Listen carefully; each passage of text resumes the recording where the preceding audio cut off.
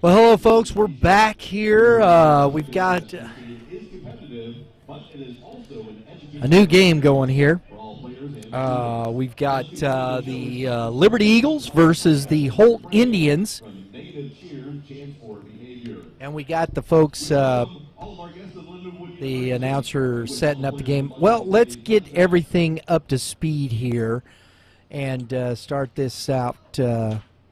Thanks for joining us today, and I'm joined to my right here by Kevin Moulder. Kevin, how you doing?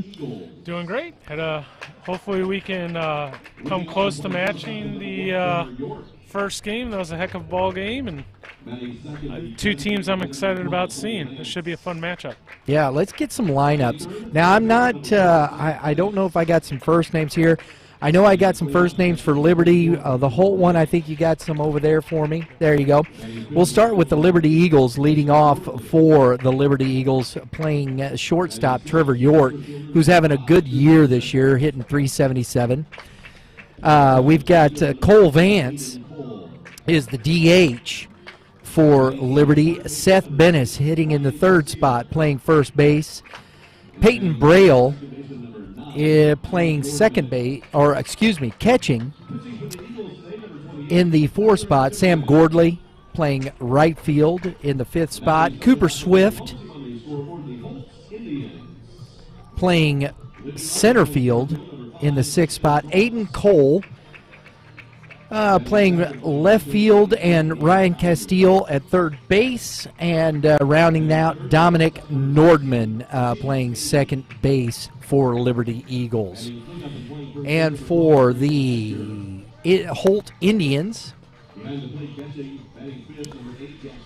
we have got Shannon Cross leading off, playing center field. Gage Collier in right field. In second, Chase Beatty. Now, Chase Beatty's the guy we really wanted to look for here. He's having a spectacular year. Looking forward to seeing him playing shortstop. Braden Edgar playing first base. Jack Sullivan behind the plate. We're not going to get to see Chase Lasseter. He's in concussion protocol. He's coming out, but not till tomorrow. So we're going to see Jack Sullivan behind the plate for Holt. Trevor Lovell is playing left field. Connor Siebert at third base. Kyle Edgar towing the rubber for the Holt Indians. And then we have DH Ben Bricky, I believe is the way it is pronounced. Yes, Ben Bricky at the DH. And playing second base is Jackson Ballas. Is that correct? Bauer, excuse me. Sorry there, Jackson. Messed up your name. Jackson Bauer playing second base.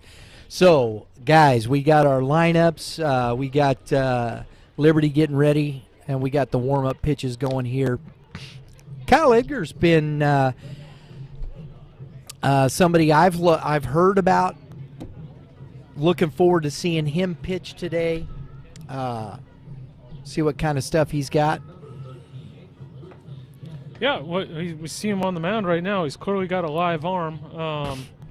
So opportunity for him versus a strong Liberty team, and it's going to be a fun matchup. And the throw down to second base means that we are about ready to start the game. Here's Trevor York starting off the game. Trevor York is hitting .377. He's got a .949 OPS, so he's getting on base. He's hitting the ball everywhere. It looks like he's had a really good year for the Eagles at the top of that lineup. And, oh, man.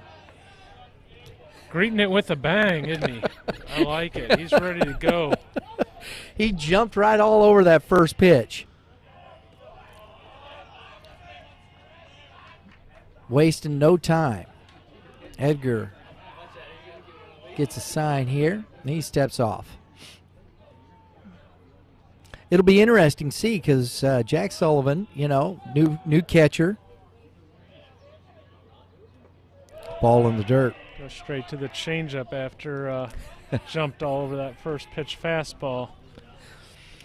And, I don't see why a lot of guys won't do that a little bit more at that lead off. I know you're trying to take runs, but if you got a guy getting ahead fastballs, you know. Clearly, and Trevor York can't dispute what he's putting up. He hitting 377 on the year, and if you lay one in there on him first pitch, he's going to be ready to hit. To the shortstop, Beatty, and a throw across gets him. That's a nice sneaky, tough play, and Beatty made it look pretty easy. The strong throw across. Beatty is committed to SALU, correct? Yeah, signed with St. Louis University, having a really big year for Holt, and Beatty plays short now. I think when he gets to SLU, he'll be viewed as more of a corner infield defender. But he has more of that build, doesn't he? Yes, but did a really nice job right there. Yeah. And it is a base hit up through the middle. Cole Vance. Single, the DH. It's a good piece of hitting right back up where it came from. And we're going to see Seth Bennis here, who is definitely their number one pitcher. Seth has a bright future ahead of himself on the mound, but having a nice season offensively as well, hitting .322 with 9 doubles, showing some athleticism, but won't be a hitter in college. He's drove in 20 runs as well, so he's been productive in that 3 spot.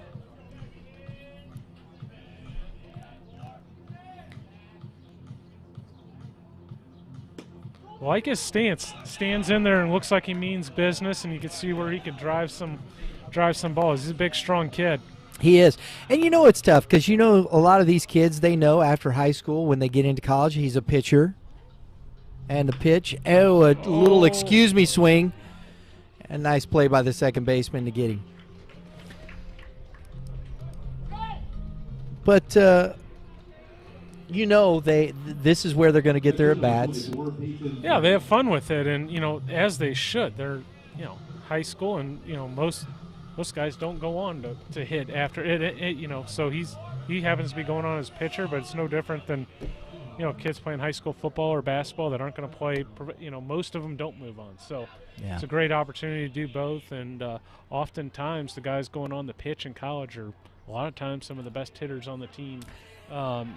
Better athletes, strong arm, etc. So Seth is certainly having a big year at the plate for Liberty. And Braley takes a ball on his first pitch. Peyton Braley is hitting .232. He's the catcher. Big kid, and he drives one to center field. And it looks like that center fielder made a nice play on that. Big part of the yard right there. And for the third out, a fly out to the center fielder. So we're through we're through the top of the first inning. I'll spit it out here in a minute, folks. With no score.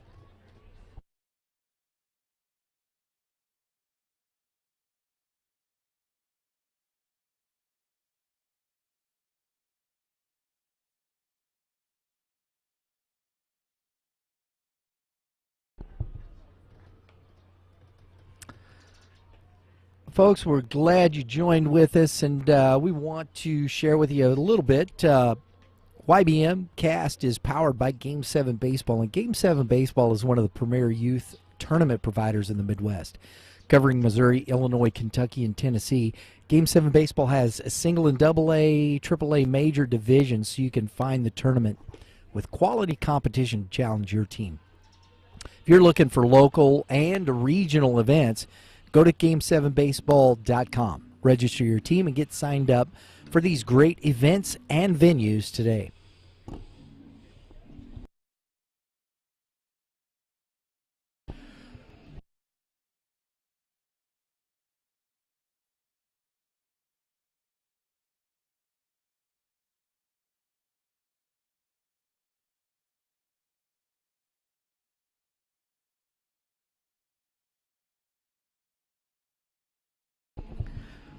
So we're going to see I'm looking. Hang on one second here.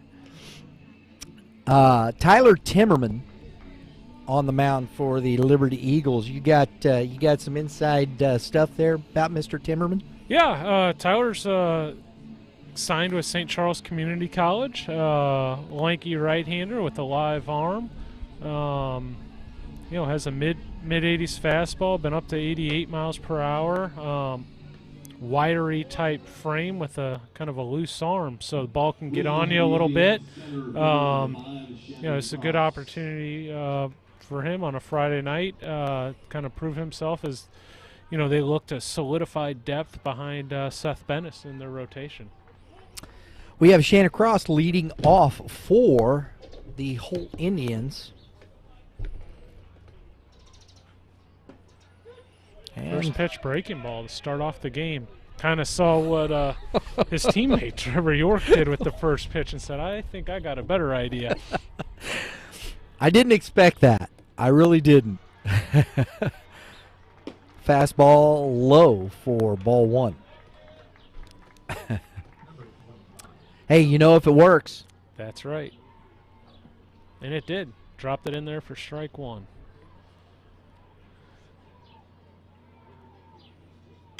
And another curveball fouled off into the Liberty dugout for strike number 2.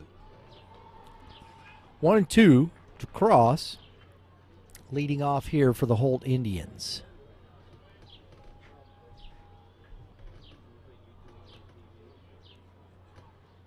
Another curveball in the dirt. Timmerman showing some confidence in that breaking ball. 3 of the first 4 pitches. It's gone to it.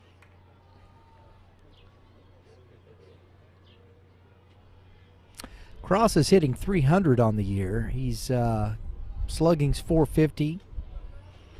He's got 3 doubles and a home run. And a little chopper.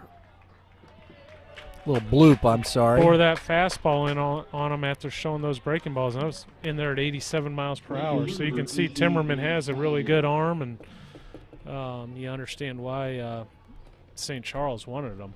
Absolutely. Nice play by the side. That he let that drop there, that little kick. You got to be careful you play that right. Yeah. It was kind of an in-between ball. It's like, do you dive at it, or he decided to let it play the hop there and took the easier route. We got Gage Collier for Holt here, hitting .242 on the season, 18 RBIs. He's driving in runs. And we have ball 2.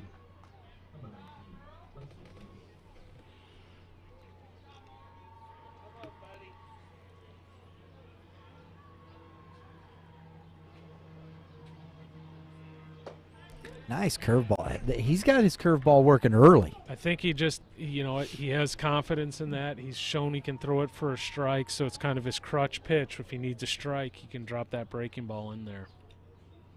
2-1. Timmerman works from the stretch. Hits that outside corner for strike 2. You've seen a lot more starting pitchers. They seem to be more comfortable out of that stretch position. What it happens? Just simplifies the delivery, and in today's game, a lot of these kids can throw just as hard out of the stretch as they can the wind up. Mechanics have improved. Ball 3. 3-2.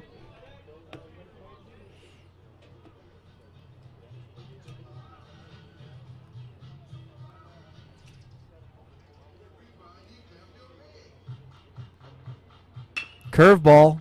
Back up the middle for a base hit. Found a hole. It's a nice piece of hitting from Collier. Reaches first base. Shortstop number 16, Chase Lasseter.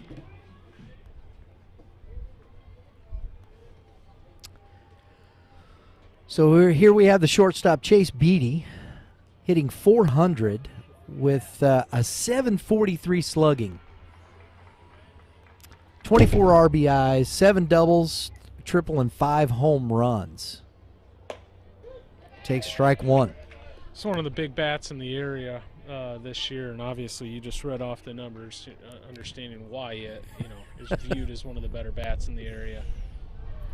And that's why he's going to SLU. I mean, you're talking about a good Division I program, and he just fouls that off.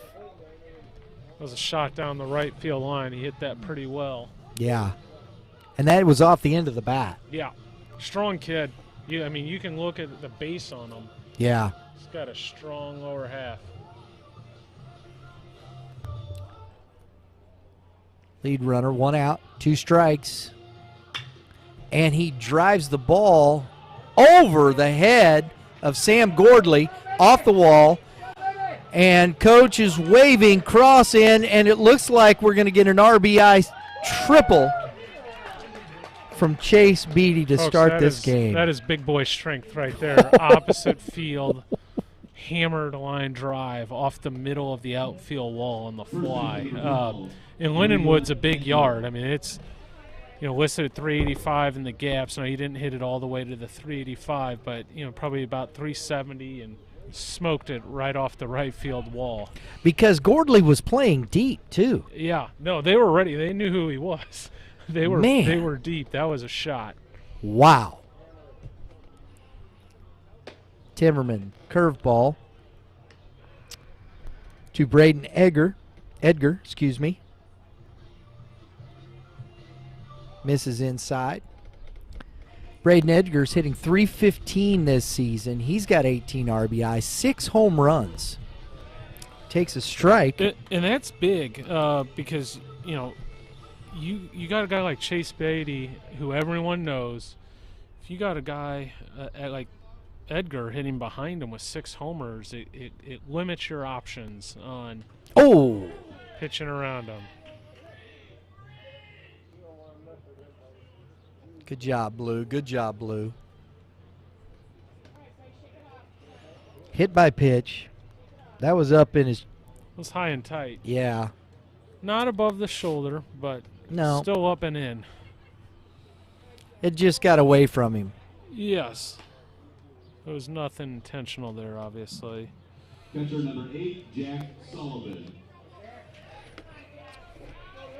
But heck, just what you were saying, you got 5 home runs from Beatty. You got 6 home runs there. That's 11 home runs on this team. That's serious business for high school yeah, baseball. it is. Jack Sullivan, the catcher today for Holt. Ball outside. So we got first and third with 1 out. Runs already in.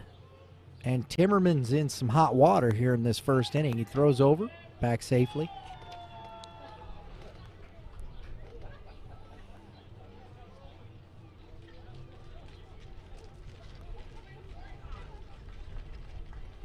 We got all the softball players rolling down.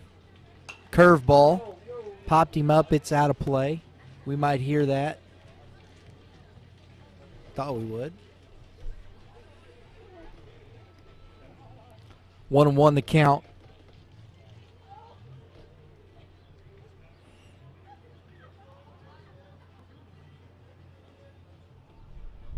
Fastball to the shortstop. Out of second. Out of first. Nice turn. That was a good, that's what I mean, double plays. At the high school level, turning a double play is not always a given. No, it certainly isn't. That was a great job there by Liberty. It really was. 6-4-3 if you're scoring at home.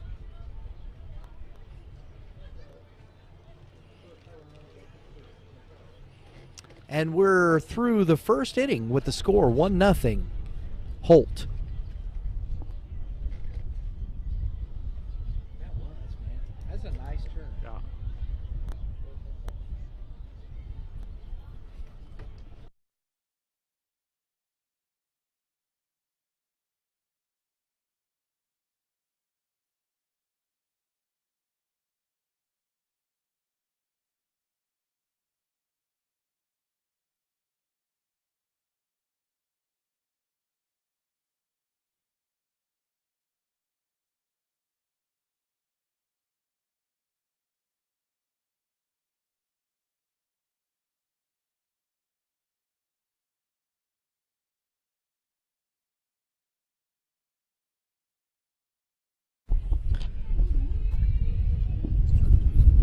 Wow, the wind's picked up a little bit here on us, folks. Sorry, we're trying to keep everything from blowing away. But look, hey, if you like high school baseball talk or just baseball talk in general, youth baseball, YBMcast has the most comprehensive youth and prep baseball talk. Join in on the conversation. All of our podcasts are posted on our YouTube channel, Youth Baseball Midwest, at 3 p.m. Central Standard Time, Monday through Thursday. We have a great lineup of contributors: Matt Shadow from Midland Baseball, Kevin Moulder, who's here with me today from Prep Baseball Report, Missouri, Mitch Thomas from the Hitting Zone, Shane Eames of Premier Hitting Development, and we also have our resident baseball mom, Jennifer Mayberry. Don't miss an episode. While you're here and you're watching the ball game today, please hit the subscribe button. Share this out with your friends. Hit that dinger to get some notifications, because, hey, everybody loves to hit dingers. And that'll get you all your notifications for your new episodes. Appreciate you joining us today. We got Sam Gordley leading off for this Liberty Eagles team. And Gordley's been hitting well. 359, 10 RBI, 422 slugging. Another senior signed with St. Charles Community College and going there as a pitcher, but like Seth Bennis, having a big year at the plate. And he turns on one and drives it over, but nice play. Left fielder makes the catch for out number one. Center fielder number 5, Cooper Swift.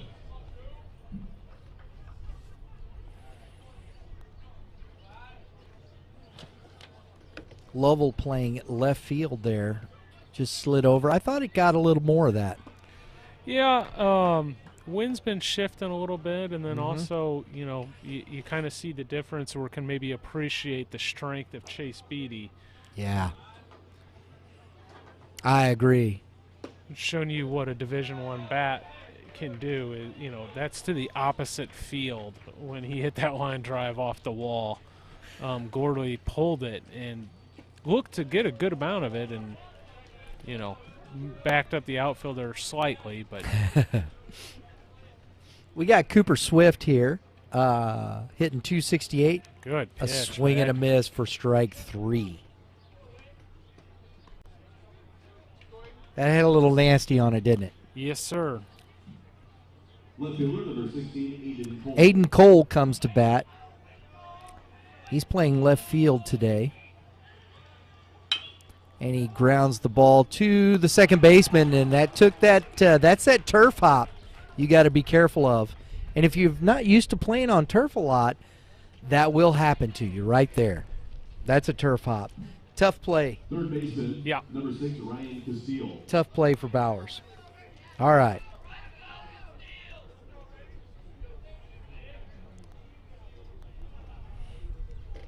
Castile coming to bat. Ryan Castile's hitting 217, a junior. Back pick. Ball off the glove, and he takes off, and it gets away from him. Gets away from the first baseman. Braden Edgar. And Cole takes second base. So now we got a runner in scoring position with Castile. Ball one.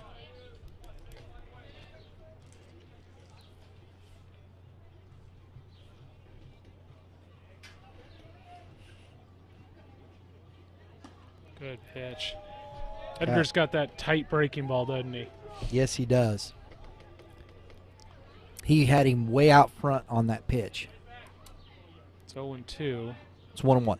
The board, I think, has it wrong. Is it? Thought I saw the umpire give us the 0-2. Did he go 0-2? I'm sorry. pretty I sure. thought that first pitch was a ball, but I may be wrong. There it is. 0-2. Yeah, 0-2. Look at you being on top of it. Can't always trust that The old scoreboard. scoreboard. Trust the blue. Curveball There it is gets him again. swinging. That's tight. That's a sharp pitch right there. All right. We're at the end of the top of the second inning. The score, 1-0 Holt.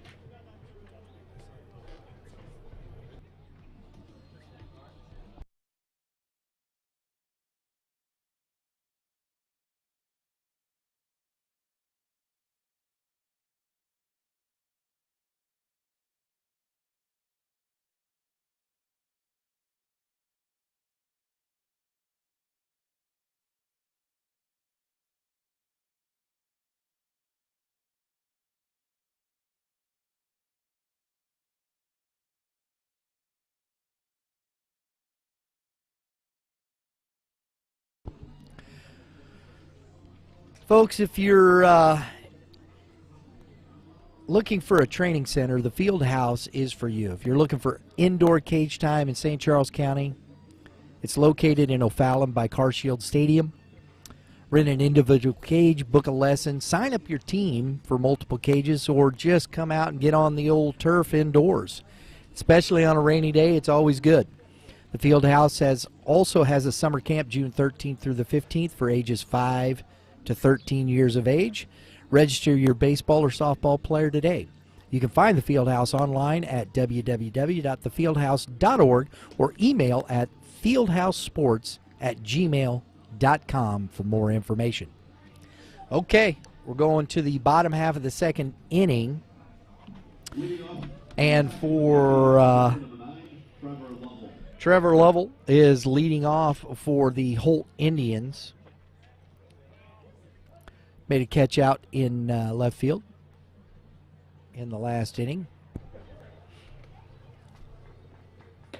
Timmerman starts him off with a curveball. There's that breaking ball again. Both these guys are featuring that curveball. Yeah, they are. It's been a good pitch for both pitchers. There it is again. Oh! Timmerman is honestly probably 65% breaking ball or so. He really has a feel for that pitch. First out. Line drive to the third baseman makes it look easy. Is a little soft liner. We'll put it that way. The humped back line. Connor Siebert, our next hitter. He is, let's take a look here. Siebert's hitting 288 on the year, 11 RBIs.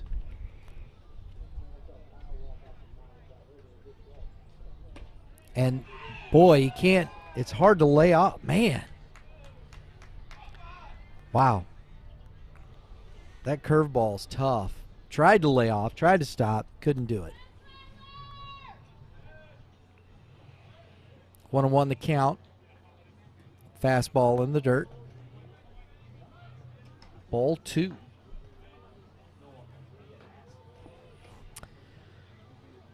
Siebert plays third base for the Holt Indians.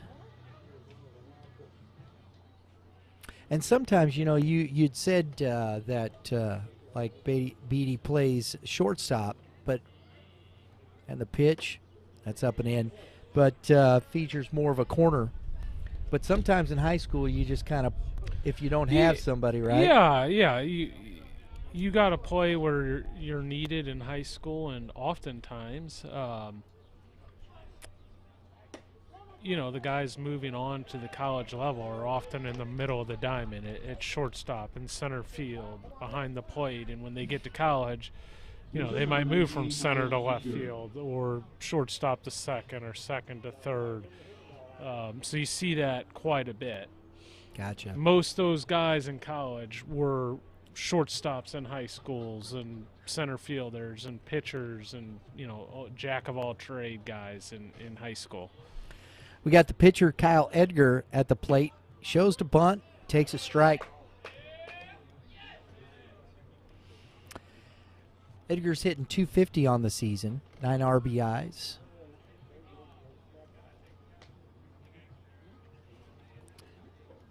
See if he squares around. Oh! Almost had him. Boy, that was stumbled quick. Over there on the way back to first. That was tough. That was a good move by Timmerman. Yeah, quick feet. Uh-huh. We'll see if he squares around a bunt again. I think they're just trying to get that run. No. And strike 2. Good fastball at the bottom of the zone.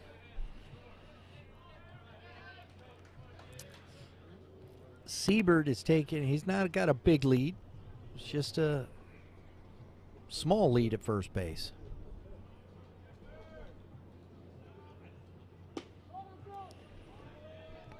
Curveball, didn't chase it, out of the zone. I think he's trying, it was funny, I think he's trying to make sure he got his footing there because he tripped on his way back. Yeah. When you don't play on turf a lot, It is different, isn't it? It is. 100% it is. And, yeah, we've talked about the turf mound as well. And, yeah, guys just trying to figure out their footing. Absolutely. 1-2 the count. Curveball, strike 3.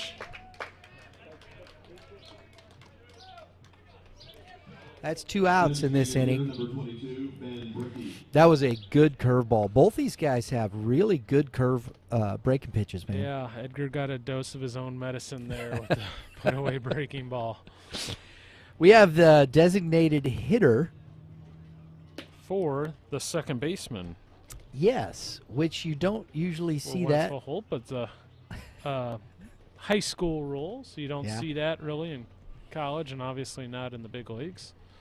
Ben Brickey is hitting .308. He's got 8 RBIs, and he swings and misses. 1-1.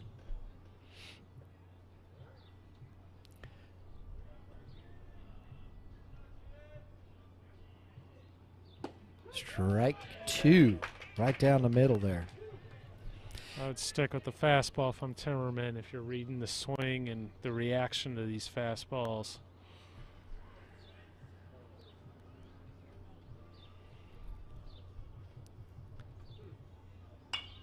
Does, and he fouls one off to the right side.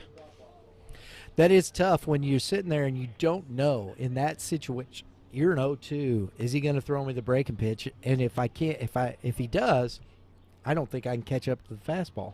Yep.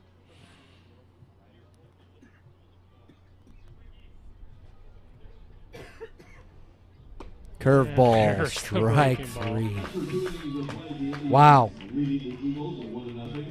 End of the second inning, folks. We've got a 1-0 lead for the Holt Indians.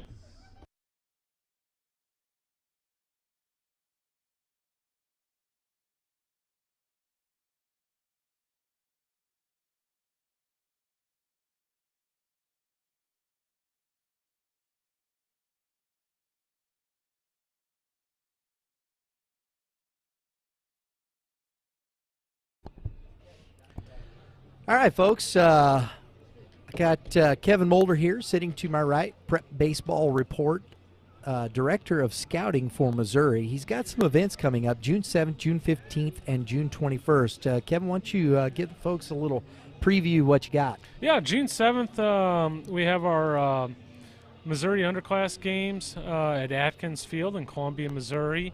That is designed for all the 2024s, 5s, and even 26s.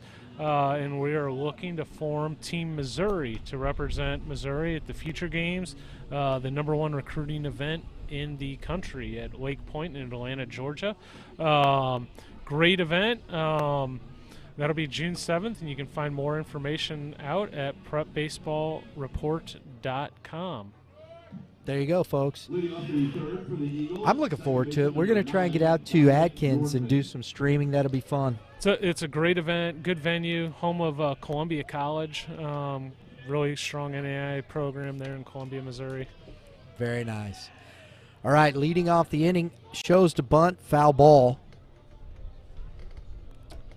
We have Nordman.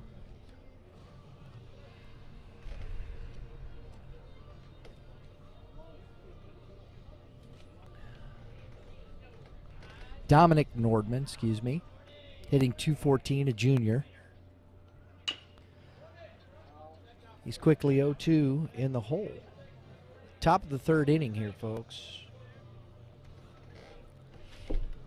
Showed bunt, fouled that off, fouled off the next pitch, and we've got quick count here.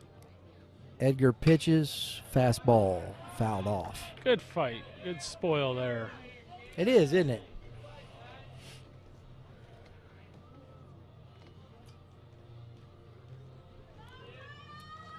See if he throws him that bender. Fastball. I love that from Edgar. Sometimes as a pitcher, you got to believe he can't catch up with my fastball. That's right. Yeah, climb the ladder and you know, the 9-hole hitter. He should have some self-awareness there on the mound, and he did. He climbed the ladder on him and put him away. Very good. 1 out. Back to the top of the order with Trevor York. Wasn't throwing him a first pitch fastball down the middle of this at-bat, was he? He remembered that first at-bat. No, he wasn't. Grounded out to the shortstop in his first at-bat, and he's quickly ahead 2-0.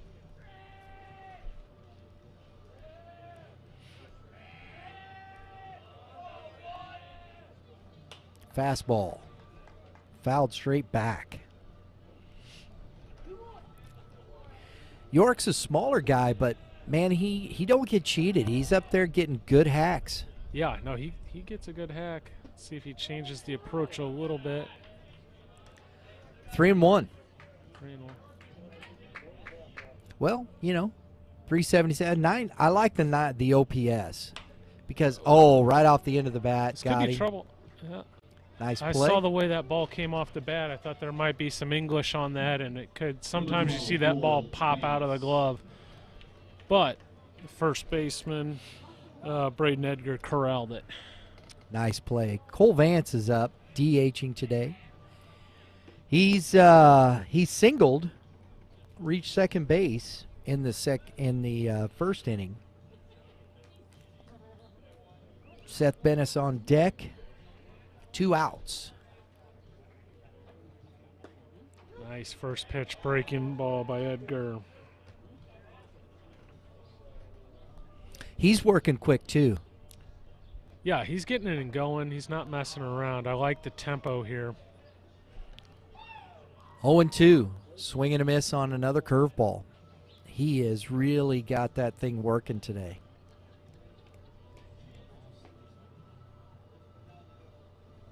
Fastball up. Ooh. That's what Matt said. I want to see that fastball in his eyes, and we sure did. Yeah, he's got the elevated fastball. It's fastballs up, breaking balls down. It's a deadly combo. Wow. Going to the bottom of the third inning, 1-0 Holt.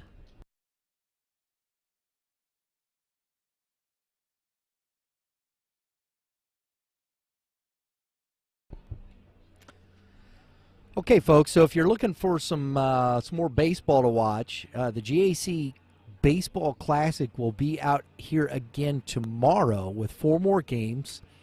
YBMcast, Youth Baseball Midwest, will be out here for 2 of them. We got a couple afternoon games, one at noon. We got the Troy Buchanan Trojans against the Oak Grove, I believe it's Panthers. At noon, and then at 2:30, we have the St. Charles West Warriors playing the Sullivan Eagles, and so we hope you tune in and enjoy that. We'll have some play-by-play again.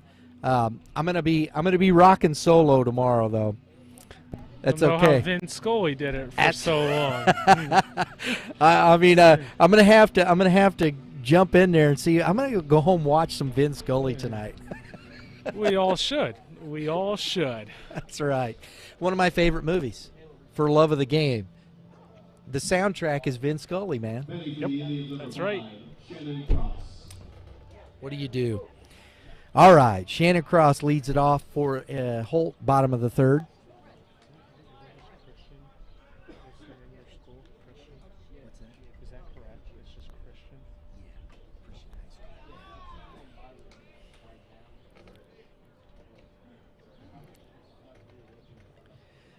Shannon Cross grounded out to the second baseman his first at bat.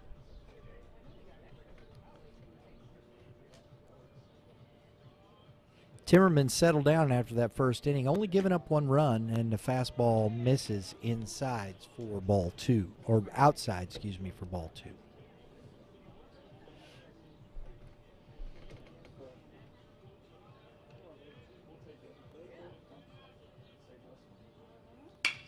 Ground ball through the hole for Cross.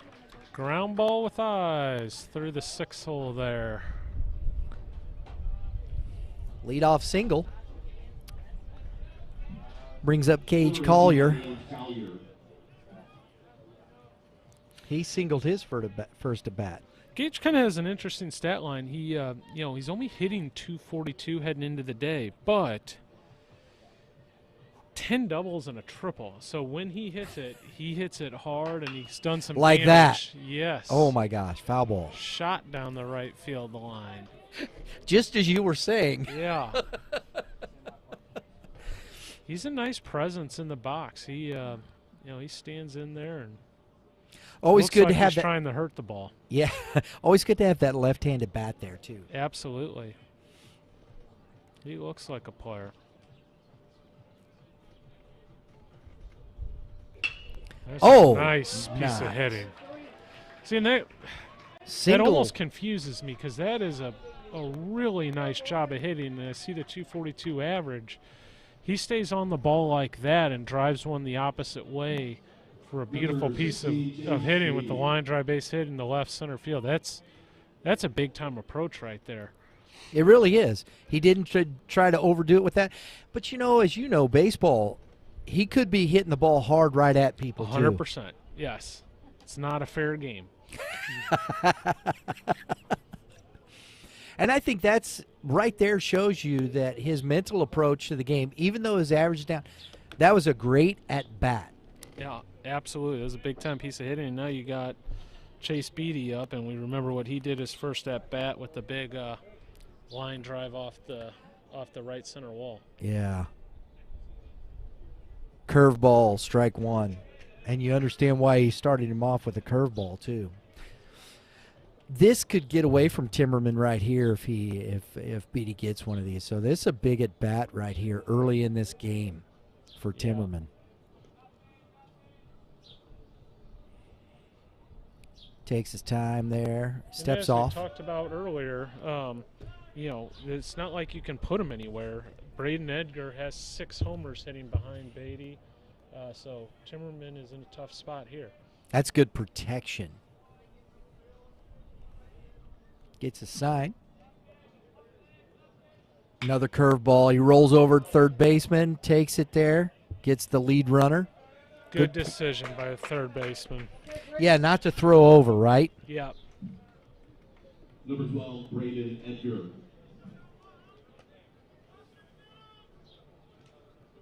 So we got one out. And we're back to first and second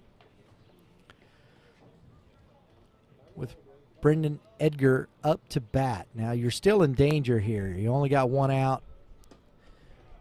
Another curveball outside for ball one. I can't see them doing too much other than curveballs right here. I mean, it's going to be tough to give these guys a fastball. You're showing it. You're using it just for show, or to set up pitches. He's missed his first 2 curveballs for a 2-0 count to Edgar. Collier at second, Beatty at first. Check on a runner. Skies are kind of blue now. Yeah, turned into a beautiful evening. Fastball. Snuck that one by him, didn't he? Yeah, he did, and you got to throw him just to keep people honest. He's thrown enough breaking balls where you throw that fastball, and it's coming in there good anyways, 86, 88.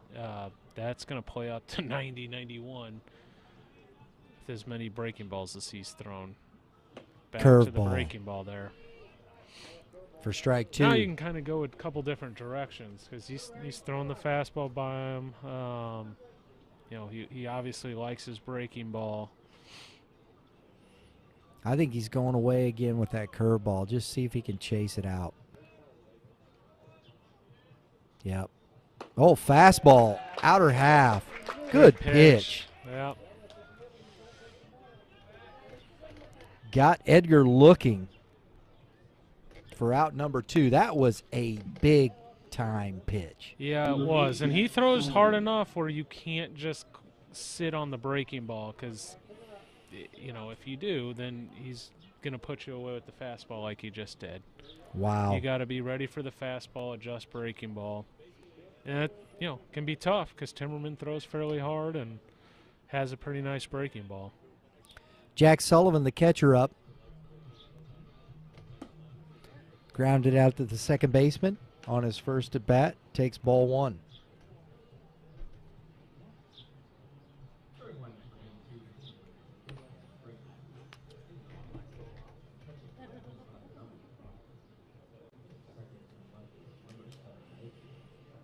First and second. Time for the batter. I like this blue. Got some good energy behind the plate. Yes, doing a Right? good job back there. 2 quality arms on the mound, so it's, you know, It's good stuff. yeah, umpire's doing a good job. Ground ball to the shortstop. Trevor York comes up with it, fires across, and gets the third out. Nice play. Nice heads-up play. Knew he had to go across with the 2 runners running on the pitch, and didn't even look at second. Went straight over to first. Good awareness. Folks, that's the end of the third inning with the score 1-0 Holt Indians.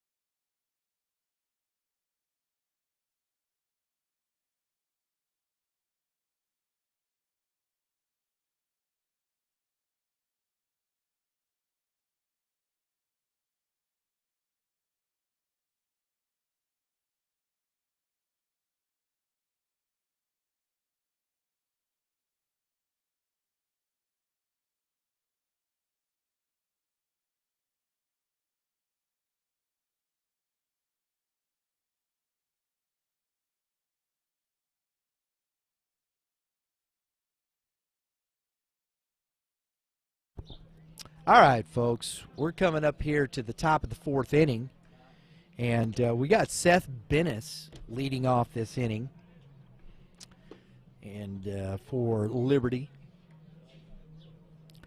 Been a good ball game, quick ball game, man. We're already at the top of the fourth inning. Pitchers have been efficient. Strikes, they're throwing strikes, so that's what you got to love.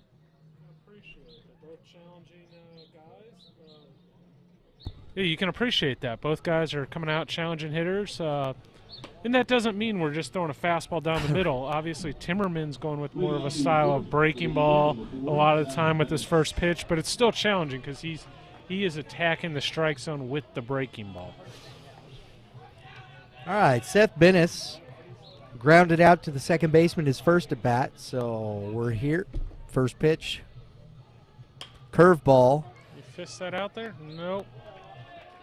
Got in on the pause a little bit. And popped out to the second baseman for the first out. Man, that gets on you quick, too, and in on your hands. That's just tough. yeah. That's a bat breaker if it's wood.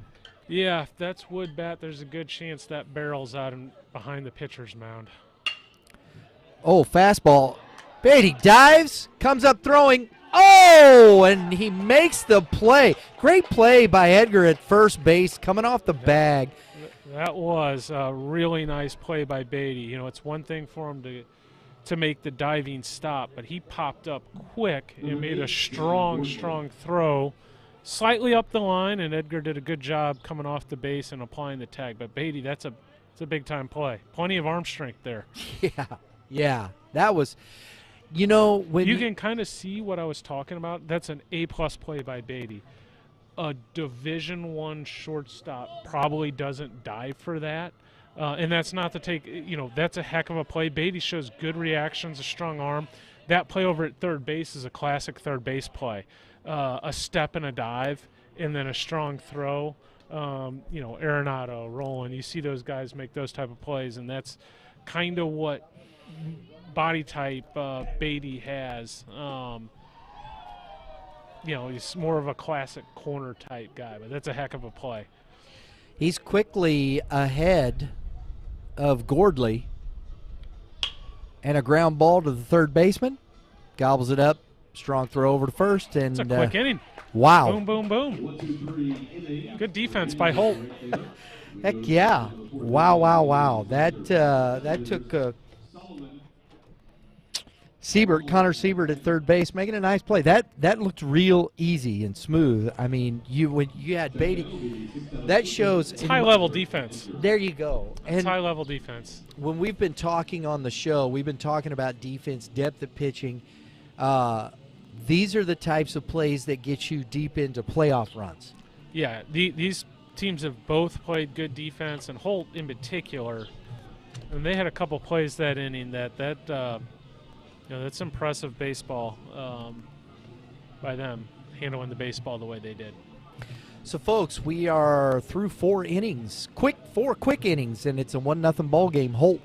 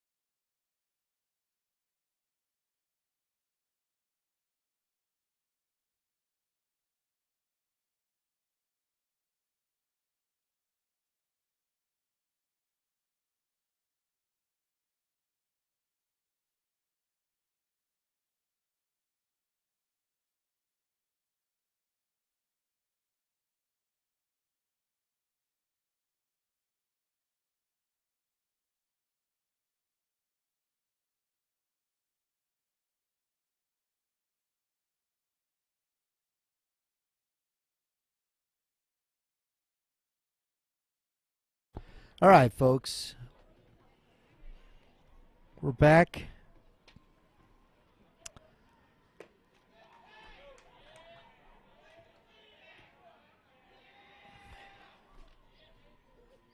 There he is.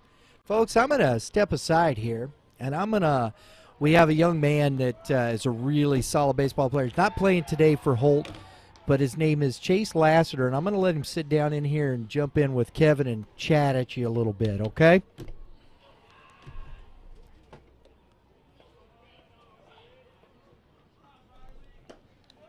And a strike there to even up the count, 1-1. Chase, how you doing, buddy? I'm good. How are you? Thanks for joining us. I'm doing great now that weather, that rain's out, and then we got a nice night. I was disappointed to hear you're on concussion protocol, I hear. Take us through. What happened?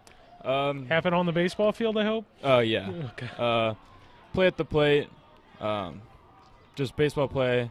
Kind of crossed into the line. Kid didn't slide, kind of just took me out. Just a baseball play. I mean, no hard feelings. But yeah. You didn't have to take care of anything afterwards. It was just a clean play. Yeah. All right. Well, you're having a great sophomore season. Last I looked, hitting over 400, doing a lot of the catching here for a strong team this year. You guys having a nice year. Tell us a little bit about what's been working for you at the plate specifically. I kind of started off the year slow. Kind of just I took a bad approach, just trying to go yard, trying to be that sophomore that hits home runs. But kind of just dialed it in. Took a more simple approach, just trying to go left center field, see what he's throwing, get my timing down on deck, and kind of just went from there. Yeah. Those home runs will come. Typically you find those in Chase is a left-handed hitter, so you find those base hits into left field and left center. I feel like once you get keyed in there, a lot of times those doubles and home runs come quickly after. You find that to be true? Yeah, most definitely. I spend all my time in the cage just trying to go left center, left field. Just get my timing down and hands extended through the ball. Connor Siebert legs out a infield base hit right there. Yeah, Sorry to cut you off there, you're good. Chase. Yeah, just mainly work my approach opposite field, left center, and then hopefully the pitcher misses fastball in or hangs me a breaking ball so I can send it out of the park. Absolutely. Now, what do you like doing better? Do you like hitting or do you like catching better? Ooh, that's a tough one. It's almost a trick question to ask a catcher. Honestly, I'd probably say I like catching more. My strong suit's definitely my hitting, but I would say I like catching more because, I mean, you control the game. Yep. Games evolved around you pretty much. I mean, you kind of tell the pitcher what to do. Hopefully he doesn't get mad at you. It's an art, isn't it? You got a bunch of different personalities on your pitching staff. Yeah. It's kind of an art to it, knowing how to handle each guy. And I always like to, coming from a coaching background, I would talk to my catchers. That you got to know the guys. Some of them you're going to have to pat on the butt, and others you're going to have to kick in the butt, right? Yeah, most definitely. You got a couple like that on your squad? Yeah, and one's actually pitching right now, Kyle. I love him. He's my best friend. I definitely get on him all the time. Well, that makes it easier to get on him if he's your best friend, Yeah. right? Now tell us about what you do in the summertime. Who do you play with? I play for GBA, Gators Baseball Academy, out of Wentzville. Love it over there. Love the coaches. Love the program. Strong, very strong program.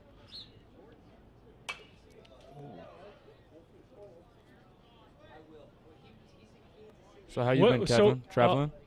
Hey, I've been great. I've been getting to watch high school baseball. This is a great time of year for me. Get out and watch.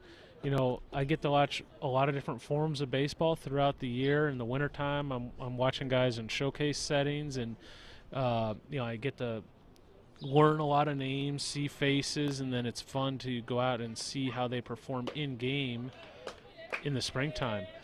As Timmerman works a strikeout there on Connor Siebert. And that brings us 2 outs Number 22, Ben Brickey. with Ben Brickey coming to the plate, 9-hole for Holt. So Chase, you're, as a sophomore, what are you looking to do to take your game to the next level? Obviously you're just, for those that don't know, Chase, one of the top catchers in the area for his class in the 2024 class, but so I'd say to everyone that's a sophomore across the country needs to get better. They're not good enough to play in the big leagues. They're not good enough to play in college yet. So what do you think you got to do to take your game to another level? And we might make you stay with us for, there's the final out as an F8, but we'll keep on air here. So we'll just keep going. What do you think you got to do, what are some of the parts of your game you're trying to improve or work on to take it to the next level? My number one goal right now is really my arm strength. I've kind of worked around my game, behind the plate, being able to block, control the game. But yeah, my arm strength was probably my biggest lack my whole life pretty much. So I joined P3, Premier Pitching. I love the guys over there. The programs over there, I love it. They want all their dudes to go out there and do their best and get everything they can from it. So a big part of that is the weight room. Can't preach it enough. Every player should be in the weight room as much as possible. It's where those extra base hits are, isn't it? Most definitely. That's what I like to tell them. Well, one thing you don't need to work on is your hair. You got big league hair. It is ready to go. You're ready for TV time with the hair. So props to you on that. Thank you.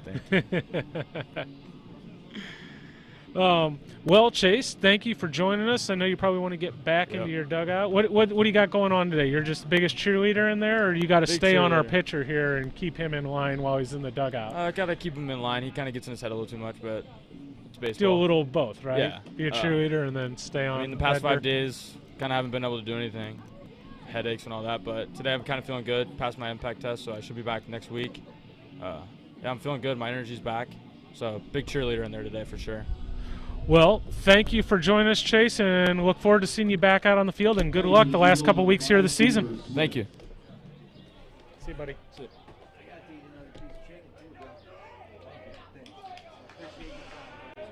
Hey, feel better. And Shannon Cross, the leadoff hitter for Liberty, steps to the plate. And Edgar fires strike one, a fastball in the inside corner. It's fun talking to these kids, isn't it? I like it. I like it. Chase got a good personality, fun guy, and he can play. Seen him for a year and a half now, and he is one to keep an eye on. And it changes Holt. You know, he's not in there tonight. You know, it changes the complexion of the team. Now, Jack Sullivan's doing a nice job behind the plate. But Chase is, you know, he's a 400 hitter, left-handed bat coming out of the lineup, too. So that changes the complexion of the lineup a little bit. Yes, it does. Yes. Oh, Boy. Another good curveball. He's got that one going tonight. Number 16, Aiden Cole. I just enjoy the opportunity that we're getting to talk to these kids, and people get to see these kids. They get to know them. These are you know, Chase Lasseter is a high level athlete and could have the possibility, if nothing else, to play in Division I baseball. Opportunities are there, and you know, you've seen him here. We can bring that out a little bit more, and it brings the community into the thought process. Where, as you may have seen some football players, but baseball, in my opinion, especially high school, I've not seen a lot of people do that. Yeah, no, 100%. 100%. And I apologize, folks. I got crossed up on the lineups there. Aiden Cole at the plate, and that was Cooper Swift, who went down on strikes the previous at-bat.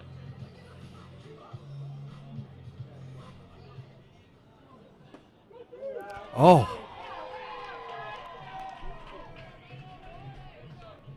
I am enjoying watching this young man pitch. He can throw the baseball. Yeah, promising young arm here for Holt. And we talked about that early. Look at him. He's ready to go. Yeah, tempo, there he is. I mean, again, he's challenging his hitters. Now, there is breaking ball, which is fine.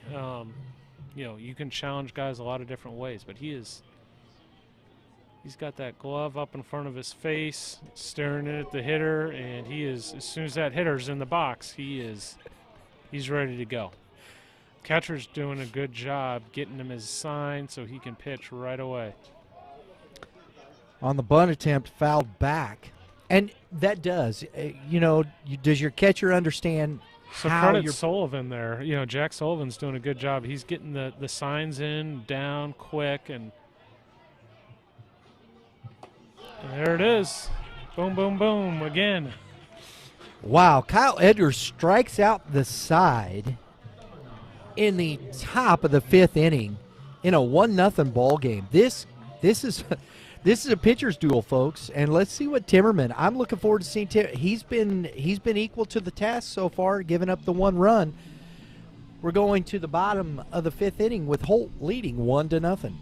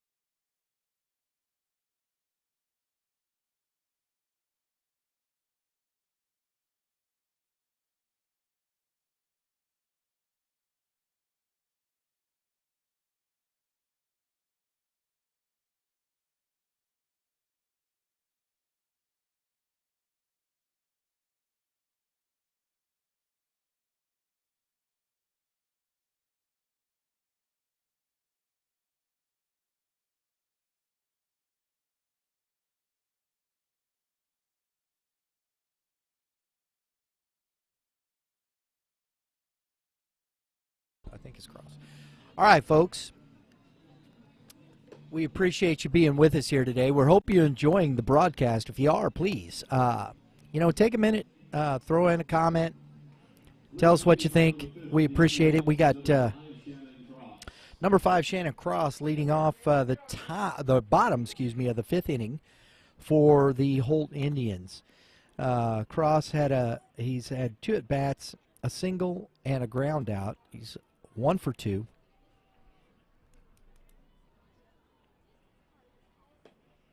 Timmerman continuing to work that curveball. Misses low and away.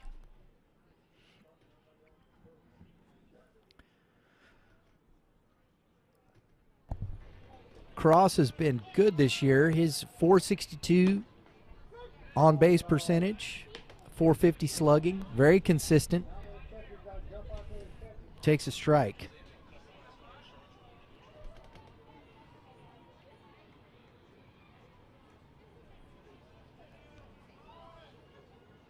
Another curveball in the dirt. 2-1. I always like to see at this point, you know, this is that tired inning, right? Ball is low. Yeah, no, that's a fair point. We're getting in deep into the ball game, and you know, getting second, third time through the lineup. So Yeah. no more surprises here for the hitters. And a fastball, that high chopper, that he's Waited not going to back get on him. it. You got to play through that ball. That's a tough play, but it's one where if you hang back, he's going to be safe all day long. That's one where you got to run through, and you may or may not make it, but it's the only way you can throw him out on that one. That's just so tough, isn't it? It is.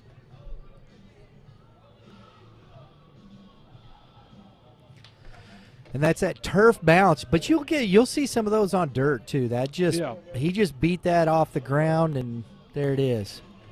So we got the leadoff runner on, Cross. We have number 18, Gage Collier. He's having a big ball game. Couple hits, 2 for 2. Really nice piece of hitting last at bat with the line drive into left center field. Takes strike one. Cross gets away from first base. Curveball misses up. I don't see, it's interesting. And I mean, maybe it's the game today. I'm just really paying attention. I'm watching the leads at first base, and nobody's really getting anything that's just big. Yeah, that's not a very big leadoff right there. Caught him leaning. Caught him leaning. Now, there's a variety of ways to take your lead. Some guys will go with the shorter leadoff and try to kind of get it like a walking lead. Other guys will go with a big, like, one-way lead where they're leaning back toward the base. So it's kind of partly about being comfortable. Curveball. Got in on Missed him. it. That's a tough play. Second baseman does a good job getting back there to make the play. Right fielder was holding up the fence there, so second baseman. That's a nice play by Dominic Nordman. Get back there and get that one. For the first out, and got a tough hitter. That's a tough hitter. Little pop out to the second base. First out, Chase Beatty up. This is a tough. These next two hitters are very tough for Timren. Starts him with a curveball again outside. This is where, again, third time through. Beatty had the triple off the wall, fielder's choice in the third. Fastball for a strike. 1-1. Timmerman has really battled all day. He's been as tough as Edgar. These guys have really been dueling here in this game. A quick throw over. He's back in safe.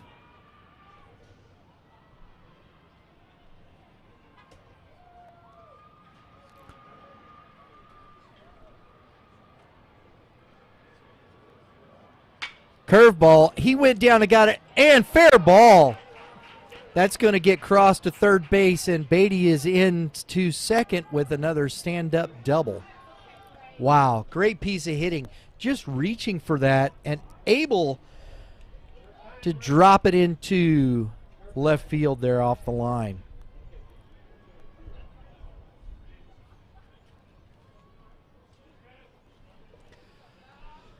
So Timmerman in some real trouble here.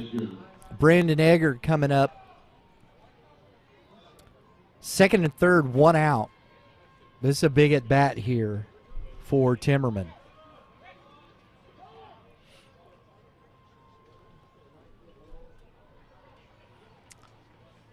Coach Reeder coming out to talk to his pitcher. I don't know. I don't know if he's going to make a change. Doesn't look like he's going to make a change. Coach Reeder wanting to talk to Timmerman a little bit. This is a tough situation for this pitcher right here. Edgar is as dangerous as, maybe not as quite, but 6 home runs, 18 RBIs. He's slugging .616 as well with 4 doubles. That was a great piece of hitting by Beatty. It was. He's out in front, but still had the power to drive one down the left field line for a double, and that is good hitting. And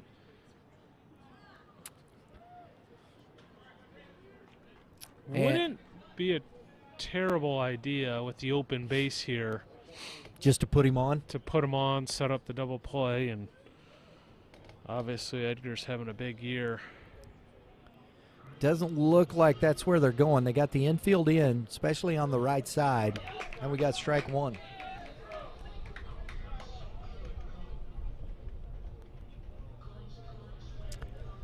And Timmer, that, like you said, that was a good pitch. That wasn't a bad pitch he made. No. That's, Chase Beatty just being a really special hitter. That ball was low, that curveball blown away, another curveball. And he just reaches out and pokes it. 1-1 to Edgar, who today was hit by a pitch, struck out looking in the third. With the infield in here, Beatty should be getting as wide as the shortstop on this lead. Assuring basically they're going to score 2 runs, assuming they get a hit out of the infield here. Infield hit would obviously be different. Left fielder is extremely shallow with our center fielder deep and our right fielder probably straight up. Yeah, he is shallow. Asking to get burnt there. Yeah. Curveball, strike 2. Timmerman making some high leverage pitches in this at bat here.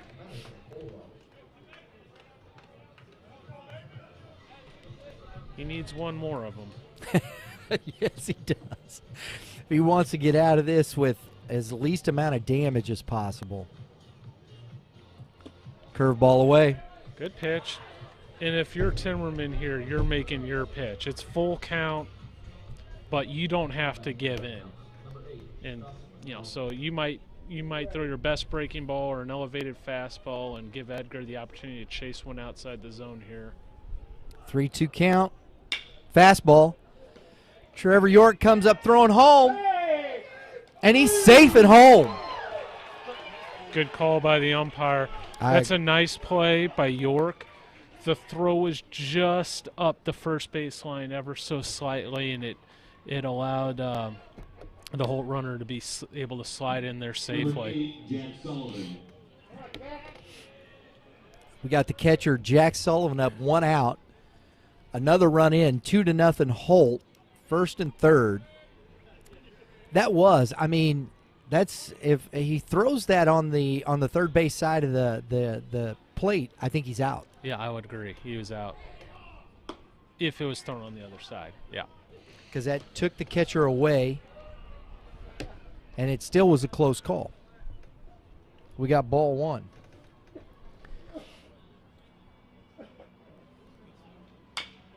And another short. Third baseman comes up throwing, and he's out. Nice play by Seth Bennis. Everybody, third baseman coming up, making a strong throw. Bennis stretching there to get Jackson. And I happened to be videoing that play. Trevor Lovell. Plate, and after video replay here, Brian, he definitely was safe. Close play. Oh, yeah. But you can see it, him taking up the line, a touch there. Yep. Good. The throw beats him, but nice slide to the outside part of home plate, and gets in there safely. Oh, man. But it like was I close. said, if he's on third base side, I think he's out. Curveball, strike 1. Sullivan is 5-3. There we go. Beatty scores on that to give Holt a 3-0 lead. you have Edgar at second base with Trevor Lovell, excuse me, with a ball and a strike.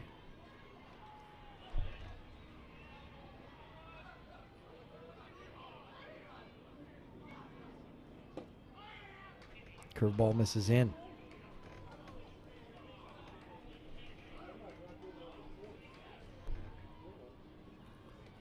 That was cool. Yeah, you got some good video on that. Yeah. We won't put that on the show, though, folks. We're working on some instant replay. That's a strike on the outer half. But we'll probably save that for next season. Fair enough. We'll get some instant replay in here. We've got it on our software. We just we're saving that. We want to get a little better bat. Oh, he did go around. Didn't want to. Good pitch by Timmerman. For the swinging K, the third out, and it's a 3-0 Holt lead.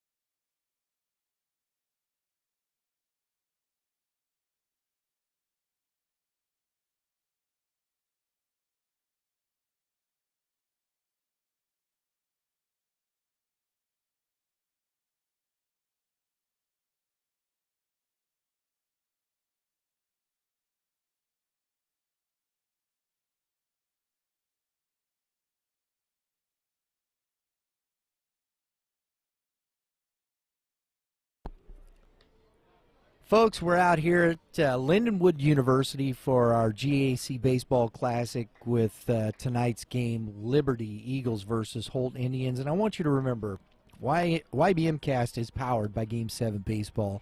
And Game 7 Baseball is one of the premier youth tournament providers in the Midwest, covering Missouri, Illinois, Kentucky, and Tennessee. Game 7 Baseball has single and double A and triple A major divisions. You can find the tournament with quality competition to challenge your team.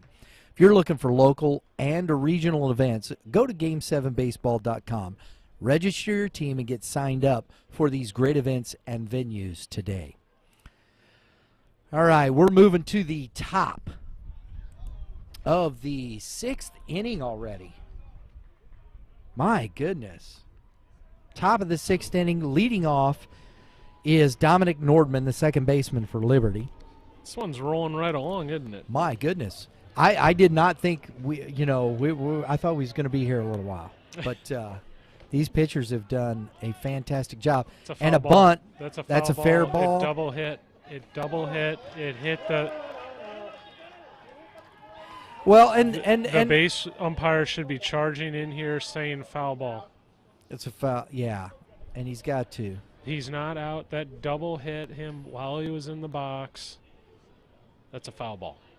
Because blue behind the plate, he's making the best. That's what he saw. It can be tough for him. Oh, boy. Oh, no. That's a tough call for the home plate umpire because the catcher's standing up as we go. But, boy. No, that's a miss on that call. I understand what they're trying to call, but I don't agree with it. I agree.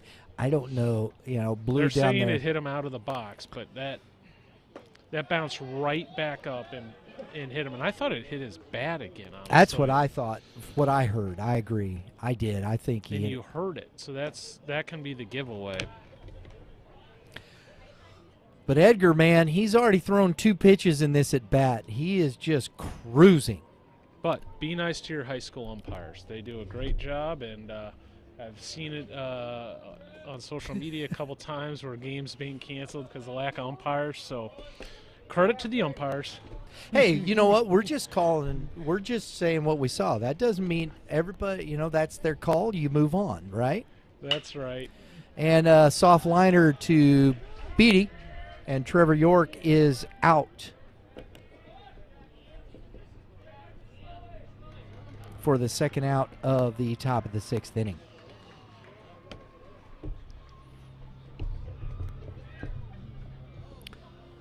And he's making short work of this 6th inning as well.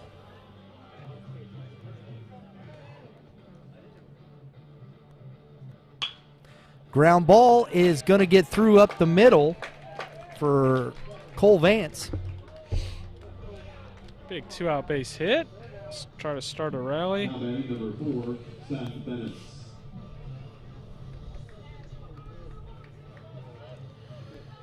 You know, it's 2 outs here, but this is a big spot. You got one of your main guys here at the plate with the runner, and on base, and if you're going to mount a comeback, Bennis has got to step up here for Liberty. Bennis is 0 for 2 today. Both times he's went to the right side, a ground ball and a little flare to the second baseman. He's been jammed a lot. Fastball's out. Bennis is ahead 2-0. Even if you could scratch 1 run here. This is a big left center gap. This left fielder's got him played right on the line. And for that matter, it's a big right center gap. The right fielders, I don't know if this is an intentional defense, if they're taking the lines away on Bennis. Wow. There's a lot of real estate in those gaps right now. Edgar gets a sign. Fastball is up for ball 3. We got a 3-0 count here. Liberty with 2 outs. I think you would see one here, given that you're down 3. Still need base runners. Yeah, that's good hitting by Bennis. Even a 2-run homer doesn't. It helps, but. We got a 3-1 count, folks. Edgar sets and comes to Bennis. Good hack. Ho, ho, ho. Boy, that's a big rip. And that's what you like to see. Hey, on a 3-1 count, he fouled that straight back, but that's an A swing in a leverage count there by Bennis. He got his best swing off and fouled it straight back. Good job. Full count. Vance gets a lead off from first. Could see that curveball coming. Oh boy. That was not a strike. That was a good lead by Bennis. Coach is doing a good job coming out to intercept Bennis. He's rightfully upset with that one.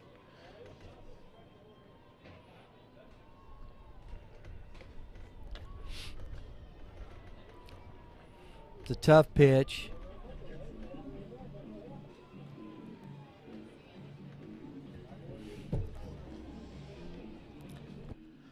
Well, folks, we go to the bottom of the 6th inning with the score. Holt 3, Liberty Eagles nothing.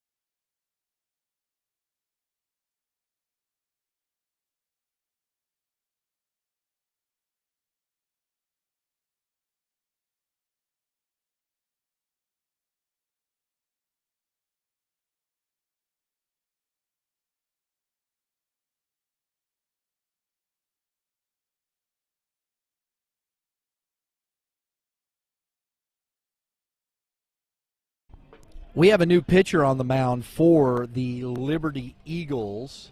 We're going to get that to you real quick. Number 15.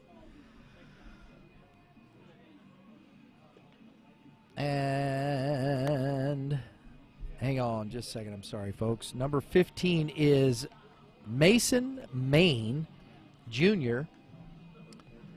Junior pitcher. We'll have to get some... I'll see if I can find up some stats for you here, folks, for Mason Main.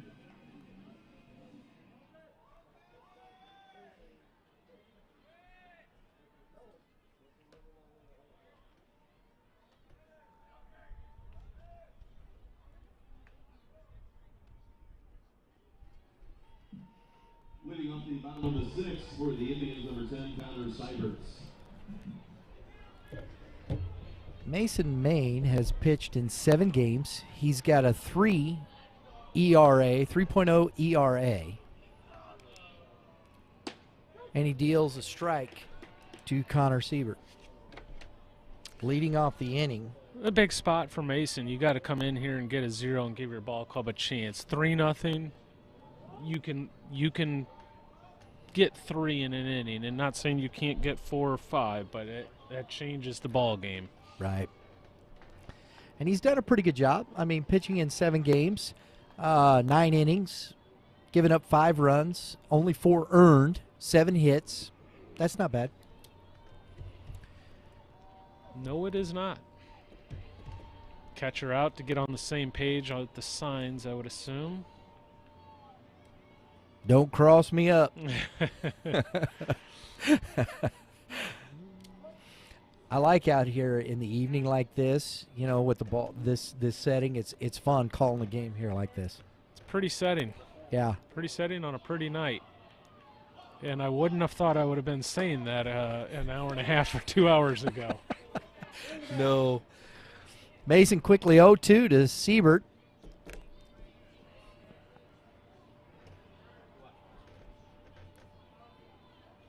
Ball outside. And, you know, we come back to this, and I know everybody oohs and ahs, and I'll say it. I know Rick behind the plate, he's been consistent through the game. You might not like a call, you might have missed one, and that happens. This is baseball. That's right. They miss him in the big leagues, too. You know, that Kyle Schwarber situation earlier in the week in Philadelphia. So, I mean, Exactly. Hitters miss pitches down the middle, and pitchers make mistakes, and fielders make errors, and umpires miss calls. There is a human element to it. They're not perfect. And I think that's what makes baseball fun. I enjoy that part of it. Don't get mad at the ump. He made his call. Yeah. Don't get mad at the guy for missing the pitch. He was working hard in the box. You know? I was about to say, as long as you got a guy, doing his best and, in the right position and working hard, you can appreciate it. A line drive. Single to left for Siebert. That seemed like it hung there. He didn't attack that, the left fielder. It did hang up there a little bit, and it was kind of I was surprised. no man's land there. He decided to wait back on it and play it on a hop. I mean, when you're down 3-0 in the bottom of the 6th, there's probably maybe a little wisdom. Don't want anything getting past you. Mason now facing See if Kyle Edgar can help his own cause here. We're definitely going to see an opportunity for a complete game. Yeah, he has to have a pretty reasonable pitch count right now. Yes, I would think so. He's been pretty effective. 0-1 to Edgar. Ball outside. Holt's played this game pretty straight up on the offensive side of things, but it wouldn't be the worst time in the world for try for a bunt hit, and at worst you get the guy over to second, or starting the runner here just to get some action going up 3. Indeed. Pushing that 4th run across is big. It puts, because it takes that, you got 3 hitters. It's a possibility of a tie. Yep. It's out. Now, obviously, 3-1. You're into a big-time hitter's count, and probably sitting tight here. You're going to get a good pitch to hit. I was able to talk to Coach Reeder before the game, and he said, ball 4, that they've had trouble. Their starting pitching's been pretty good. But he said, we've had some trouble when we're coming out of the bullpen. He goes, the guys have been working hard. Nothing gets that, but this is kind of what he was alluding to. Got to throw strikes. And we number 4 Max Noto, and pinch hitting for Holt, number 3 Kevin Lee. And I wonder if Mr. Lee is coming in to drop down that bunt right here. Yeah, right. No guarantees. Could be hitting, obviously, but Kevin Lee. I will He almost guarantee it. He has no batting average. He's had 7 plate appearances. 429 on base percentage. This guy is. It's a bunt. No, he's swinging. Strike 1. So he comes in for Bricky, who had struck out.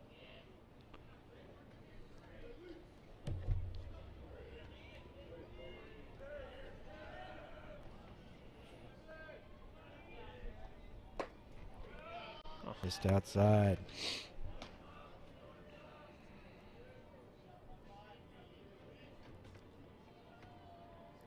It's a tight spot here. 2 on, no outs.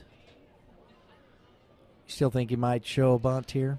Well, 1-1. they're acting like they're going to hit. Strike 2. Clearly they are now. Yeah. This way you don't guess up in the press box. I think that would have been an opportunity. I was thinking that's what you would do, but clearly not. But you could have got those runners over. I mean, second and third. I mean, 4-5-nothing's a big mountain to climb for Liberty if you can push a run or two across here. right? But So- they're going to try to do it with Lee getting a base knock or a walk or. We got a 2-2 count.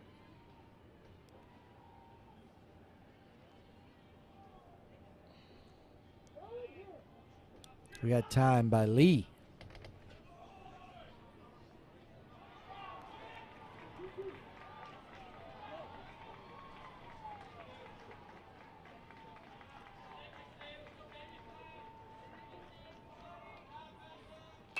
Fouled Good it hack. off.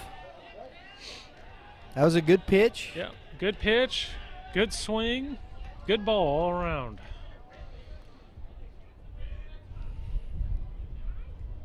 High leverage situation for these young pitchers in these situations. I mean, you got no outs, 2 on. Oh, he balked. He rushed. Rolled right through that one. Now, if you're Liberty, you got to bring the infield in here. Down 3 already. The count should be 2-2, not 3-2. That should be a no pitch It on is. the balk. Yeah, no pitch. 2-2. Rick behind the plate is all over that one.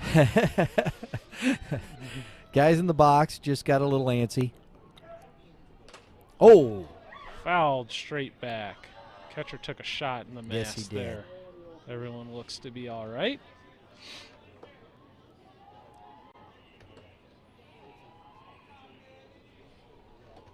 that's a big kid back there behind the plate, man. Yeah, that is a big boy. My goodness.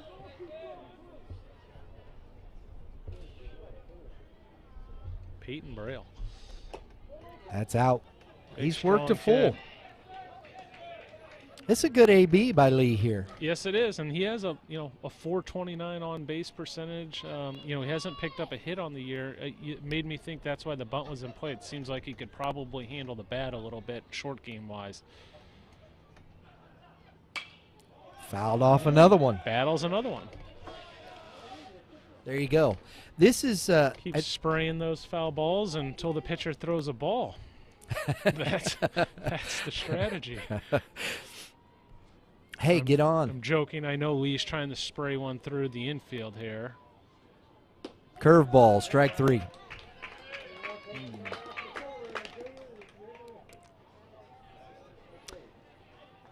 I think we're in the same zone there we saw at the end of that with Bennis. Yeah, not quite as low, but off the plate certainly. If you're a Lee there, quality, it's a tough one. You got to put the ball in play there to put pressure on the infield. I'll give them that was probably a little bit outside. We're back to the top with Shannon Cross, and he swings through the first pitch for strike 1. Cross has had a really good game. 3 singles.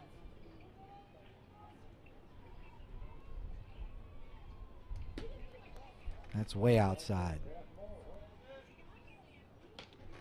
And really nothing you can do here if you're Liberty. You got the open base, but if you walk one of the next two, you get to face Chase Beatty. So I'm going to go ahead and pitch to these next two guys and take my chances. Exactly. You got one out better now. or worse. Good swing. Straight back. Cross was on that one.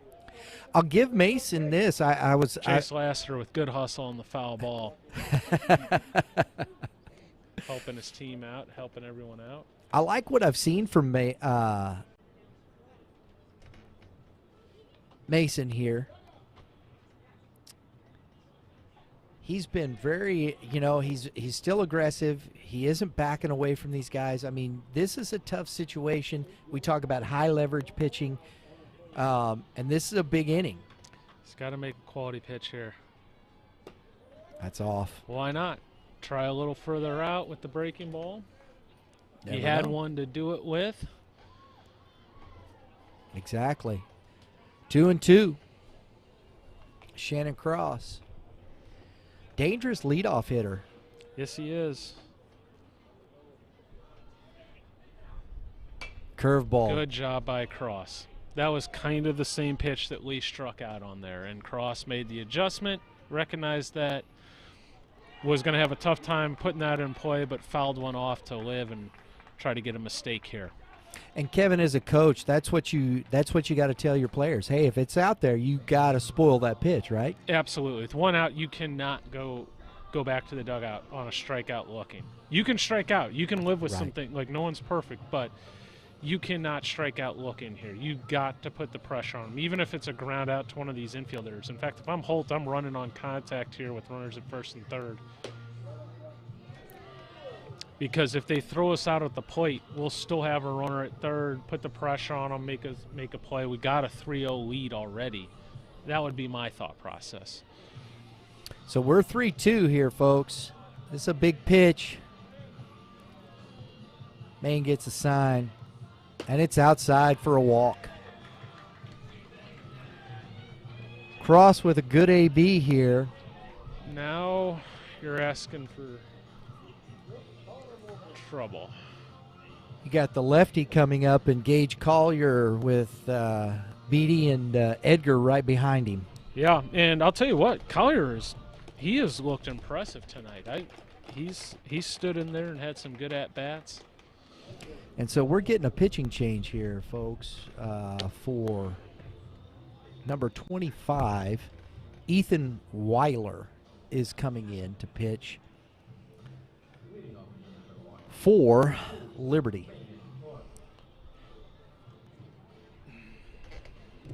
Ethan Weiler. We're going to take and grab some. 25, Ethan Weiler.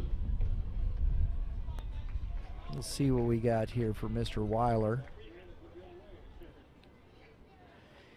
Ethan's had 6 games pitched for Liberty, 4.3 innings. His ERA is showing that he's given up 8 earned runs in those 4 2/3, or 2/3, excuse me. So this is going to be interesting.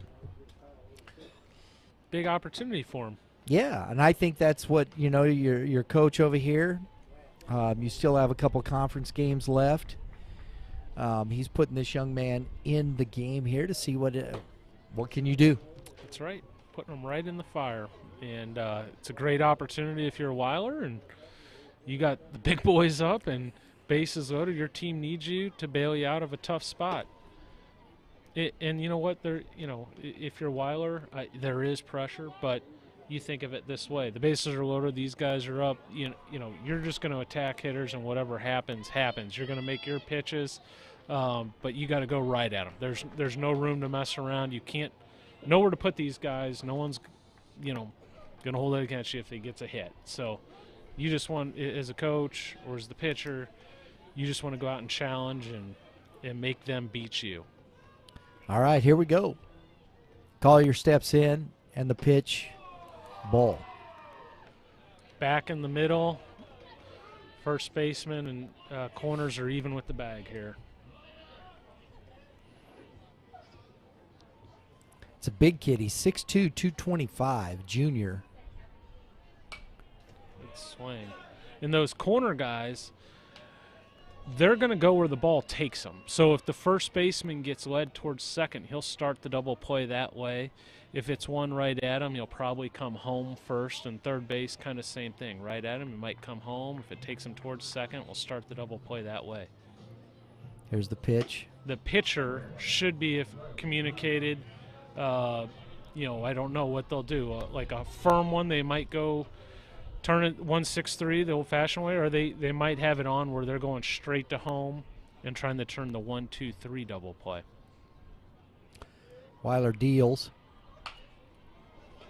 Wow, good fastball. Spoiled it. 2-2. I like that one at the bottom of the zone. That was a good pitch. Weiler could really use the strikeout here. Yeah, they need that.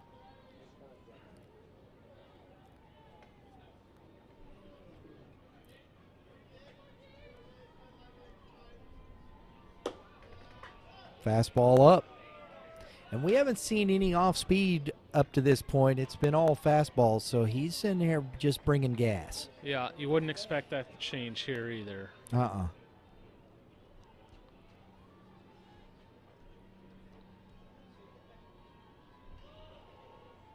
Good pitch. And he gets it up. Is it going to be catchable? Is it playable? And it's out of play. Out of play. That was going to be interesting. That was really deep, well struck. He got in there on him. That was a good pitch. And Collier hit the ball deep down the right field line. It was almost in play still, and the right fielder would have had a tough call there. If he catches it, the run scores 100%. And I don't know if you're in a position where you can go down 4-0. So maybe a blessing that it went out, with the understanding that he might hit one out of the park right here. Or he could strike out. Or he could strike out, exactly. There's a lot of possibilities here, folks. Fastball struck him out. Nice pitch.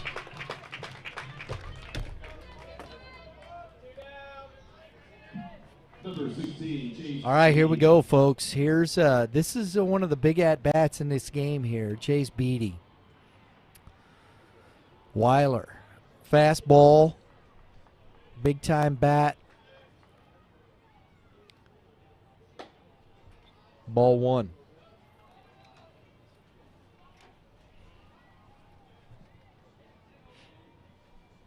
Beatty has a triple and a double in this game.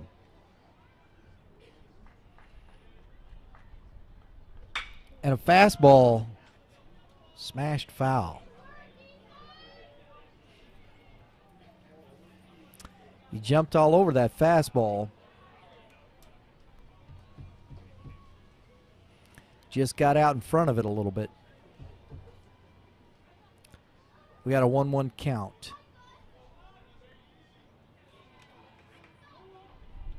Coach Perk will be ducking over there.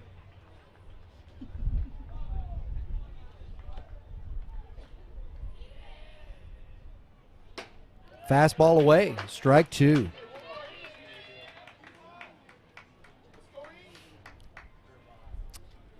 Big spot for Weiler here. He's got him. He's ahead 1-2. Bases loaded, 2 outs.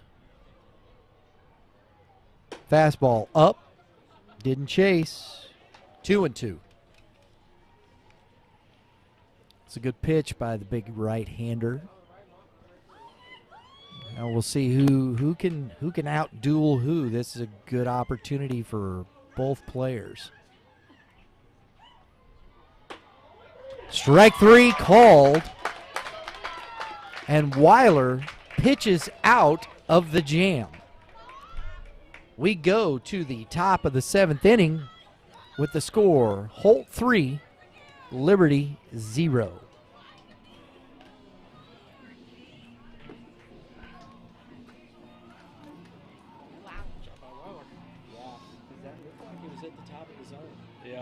Good pitch. Dude, that was.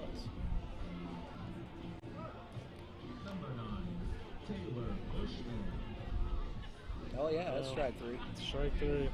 That's a good pitch, man. That was right at the letters. Yeah, it was. Yep. Yeah, it's Yeah. the top of the strike zone. It's a good pitch.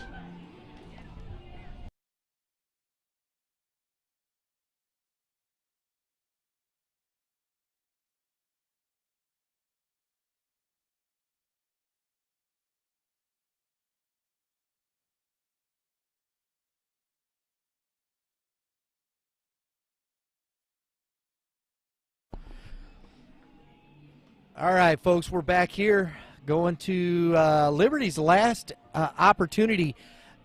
Kevin, that was big by Weiler coming in with that trouble, only one out, and he gets two big hitters. Yeah, Coach Reeder put him into a tough spot there, and he didn't have the world's best numbers, but I'm sure Coach Reeder realizes that's a good arm. They need a guy like that to step up for him. He puts him into a really tough spot, and he strikes out two really good hitters. So that great job by Weiler, and that's something where that's why we're playing this game, or why these guys are playing. They find out some stuff about your guys, and these guys are still getting ready for postseason play. So that's a big moment for Weiler. That's huge.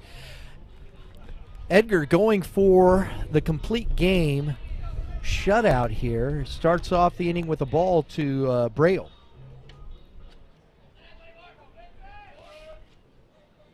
Oh, and he hits Braille. That one looked like it got away from him a little bit, folks. And I know it's high school, and that's the thing. Nobody's really trying to hit anybody. Well, especially not when you're trying to throw a complete game and have a 3-run lead. You're not trying to hit anyone. I don't need runners. Yeah.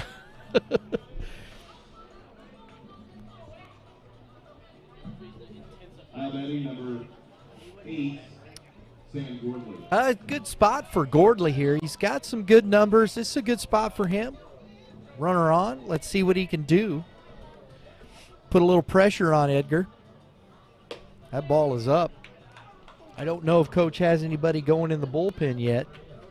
I would say not. Edgar's been on, he's cruised through this game.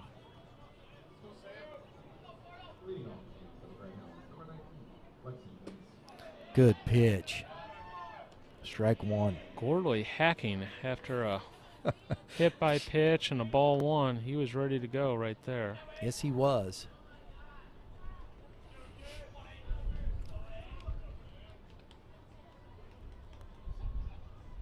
Curveball. Is he going to get to it? And he does. Nice play by the right fielder. He covered some ground in a hurry to get over there. Gage Collier makes a nice play on that. I didn't think it hung that much, but it sure did.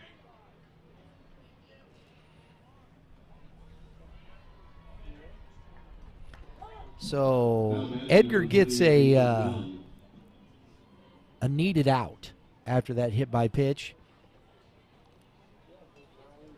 And we're going to see a pinch hitter for Liberty. Mason Young, number 3. He's going to be hitting for Cooper Swift.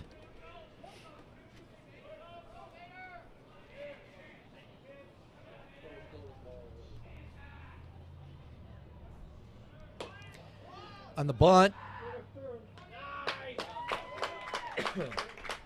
That's a strike on the bunt attempt and a stolen base.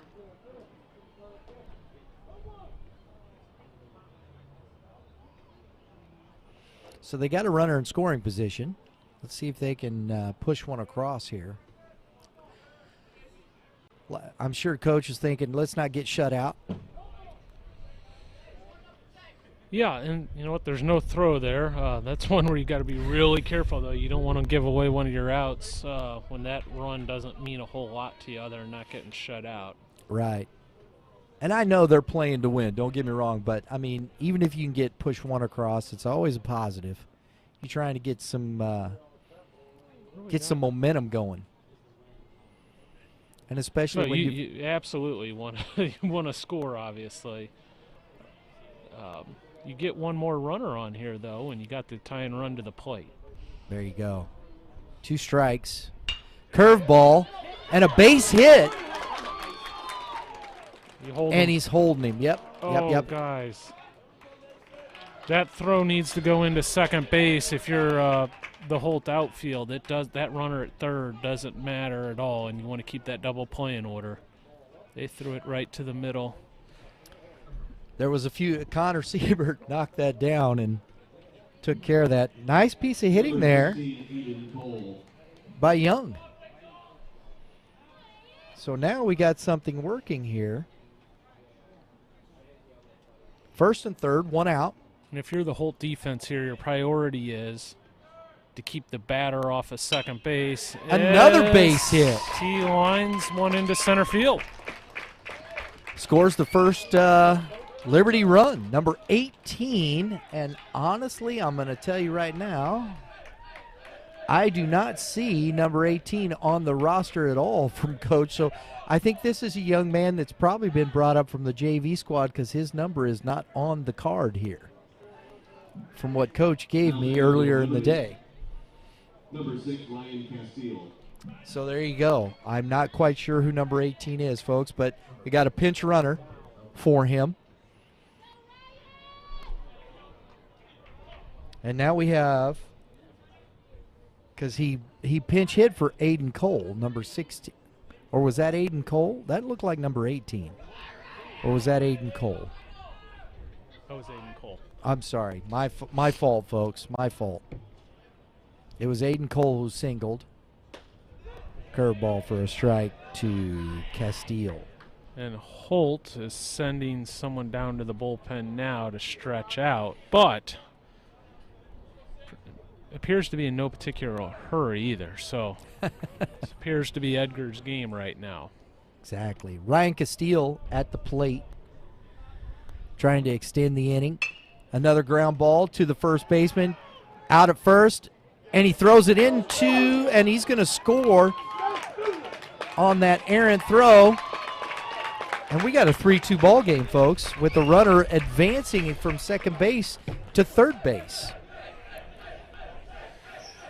That was a pretty good thought by the first baseman, Edgar there, tagging the base. The ball almost hit the base. He fielded, stepped on the bag to assure the easy out, and then tried to make the throw to second, which was the correct play. And that's a really tricky throw because there's timing involved, and he's right in your throwing lane.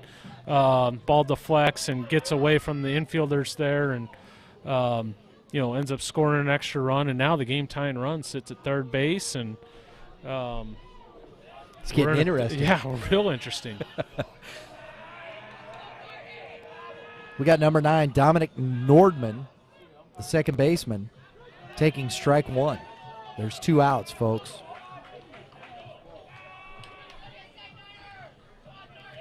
Big at bat here for Nordman, the junior infielder. I like the Holt defensive positioning. They got the outfielders drawn in for the 9-hole Nordman, saying if you're going to beat us, or tie us, I should say, you're going to do it by hitting it over our heads. And he might, but they're taking away all the hits they can take away. This is aggressive coaching and, in my opinion, the right strategy. We got an 0-2 count here, folks. And a strike 3. What a pitch by Kyle Edgar to end the game. He went down swinging. You got to give him that. Yes, he did. Edgar with a heck of a ball game on the mound. Action continues tomorrow in the GAC Baseball Classic beginning at 10 o'clock in the morning. Troy takes on Oak Grove. Either way. I don't care. I'm going to try to run down some players of the game here. That's a great finish to the ball game. Kyle Edgar pitched his tail off there, ran into some late inning trouble, and Liberty went down fighting, and Edgar was able to stick with it and get the final out there via the strikeout. I think we got co-players of the game here. I mean, Kyle Edgar pitched his butt off. And then you have Chase Beatty, who just was he is an offensive juggernaut. Yeah, you know, they needed them both tonight, and Kyle Edgar was with a huge performance there, and then Chase Beatty obviously did it with the bat, had multiple extra base hits. The triple off the wall was probably the highlight of the game. Yeah, that was an impressive stroke there, and then you know, also had the double down the left field line as well. So you Holt fans watching, we're going to try and get these two gentlemen over here and see if we can get a couple of words with them before we get out of here. Hopefully, we'll see. If we don't, you know, we're not going to keep you too much later. It's a Friday evening, and you know, it's time to go to bed. No, I'm kidding. I'm kidding. It's not. It's Friday, right? You know what? This was great. I really enjoyed this. This is some of the matchups when we're talking about the GAC. Bill, take care. It's really fun to see these teams duking it out. There's so much good baseball, so many good baseball players that we're getting to see. Yeah, absolutely, and this is a fun venue to do it at. You know, for these high school guys, you know, getting to play at this university here this is a nice stadium, turf field, under the lights. This is what you know, high school baseball is supposed to be. We got Friday night under the lights. This is the big-time atmosphere, a great setup, and you know, we had a great game here tonight, and turned out to be a one-run game, and came down to the last pitch, the last play, and was a lot of fun. Absolutely. Liberty didn't give up. You credit those guys for battling in that last inning. They got some last at-bats, and there it is. Good stuff. We're going to see if we can get these guys. I'm not going to hold it much longer here because, you know, they're going to turn out the lights on us. And I'll be fumbling around in the dark. So we'll see here. We're going to get a notice here. There's Mr. Edgar. And they're going down to, looks like, for the old, they're heading out. So I don't know if we're going to get them or not. But, if we do, we do. If we don't, we don't. We'll try and catch up with them. Maybe we'll get them later. Because I think most of the time they're probably getting on a bus, too, I'd imagine, huh? Not sure. They might have drove themselves. Well, there's one Wentzville bus. Yeah, that's true. So, I don't know about that. Let me check something real quick.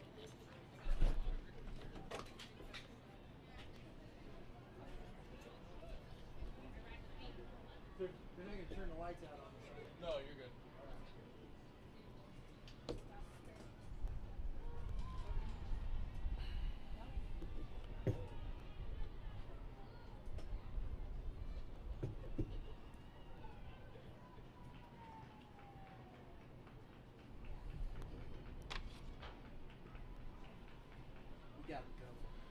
And we're going to have a couple players of the games join us. We're probably going to have to do them one at a time. Maybe don't go too long with each one. Mr. Edgar, if you want to jump down right in there. Yes, sir. Put the headphones on, right into the microphone. We're going to be joined by co-player of the game, Kyle Edgar. Kyle, heck of an outing there today. Thank you. Got that last one on the curveball to end it. Tell us what you had going today. Obviously, from up here, it looked like you had great command of both your pitches, but really liked that curveball when you needed it. Yeah, I was throwing in the bullpen, going through it to see what pitches were working today. Me and my catcher Jack both looked at each other, knew the slider was going to be it today, and just went with it. Just working for solid or weak contact off the barrels, just missing barrels. That was the game plan going into it.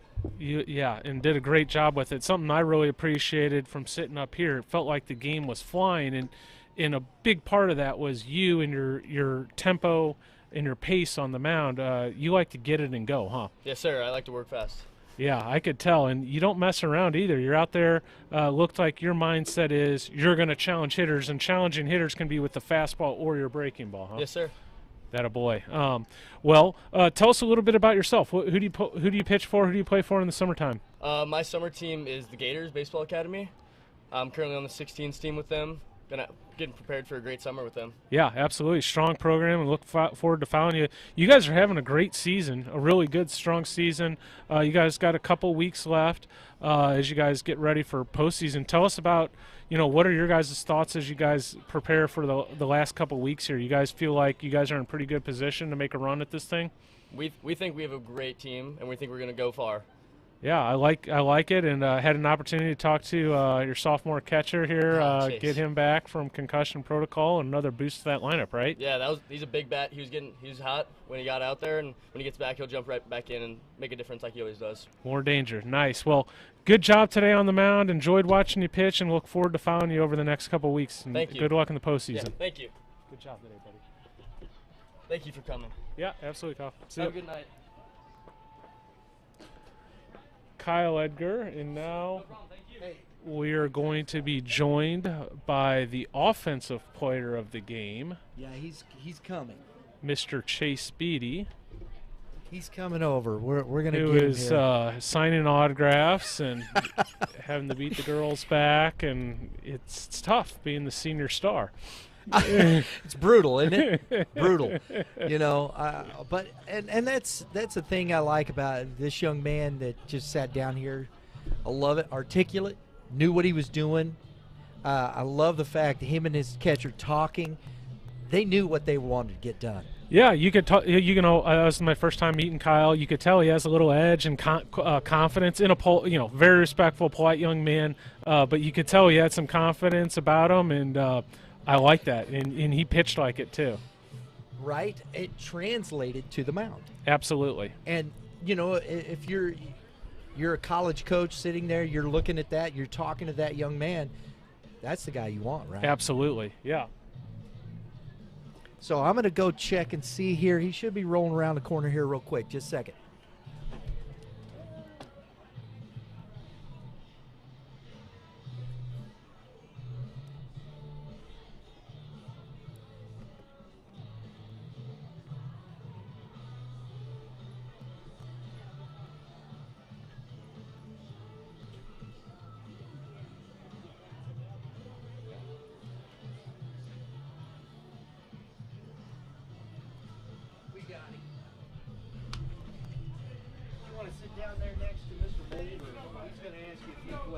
And here in comes Chase Beatty. Hello. Chase, congratulations on a nice win tonight. Thank you. Good work. Without question, you had the play of the game, and so we decided to go co-MVPs or co-players of the game, giving Kyle the obviously doing it on the mound, and what a big outing by him tonight, huh? Yeah, he had a wonderful outing tonight. Yeah. Good command. So you changed the game with the bat today. That first at bat triple off the right center field wall. Tell us about what you were looking for there, what you got, and how it happened.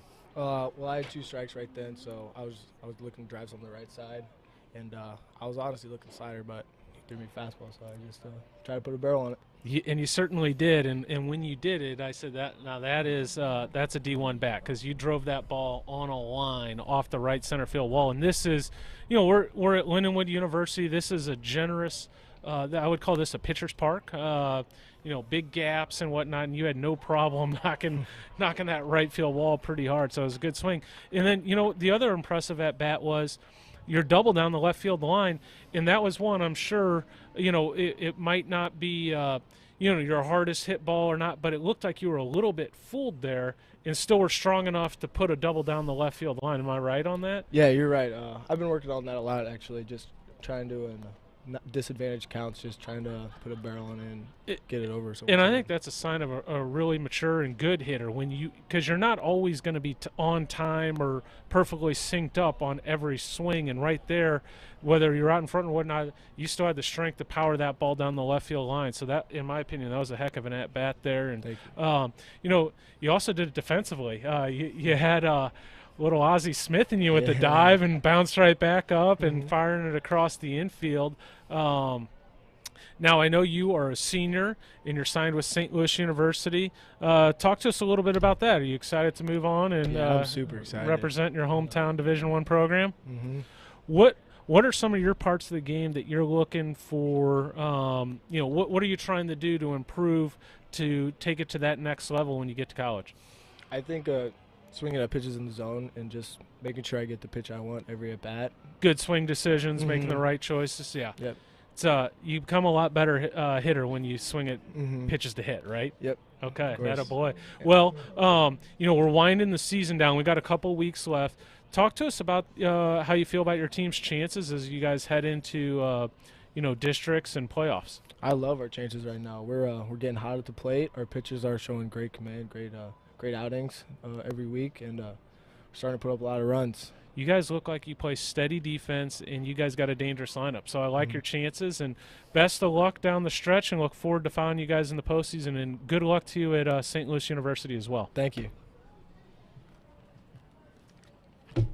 Chase, good luck, man. Thank you. Chase, thanks. Great ball. Thank you. Appreciate it. Great ball. Good luck to you. All right, I'm going to sign off. Folks, thanks for joining us today. Hope you enjoyed these two games. We'll be back tomorrow. Thank you to Kevin Moulder for being here today, giving us some great insights into the game. Appreciate it, buddy. Had fun. 2 great ball games. 1-run games, came down to the walk-off hit and a walk-off strikeout. So couldn't ask for anything better than that. Absolutely. Great ball players all the way around. From Lindenwood University, we're signing off, and we'll see you guys tomorrow here at the ballpark.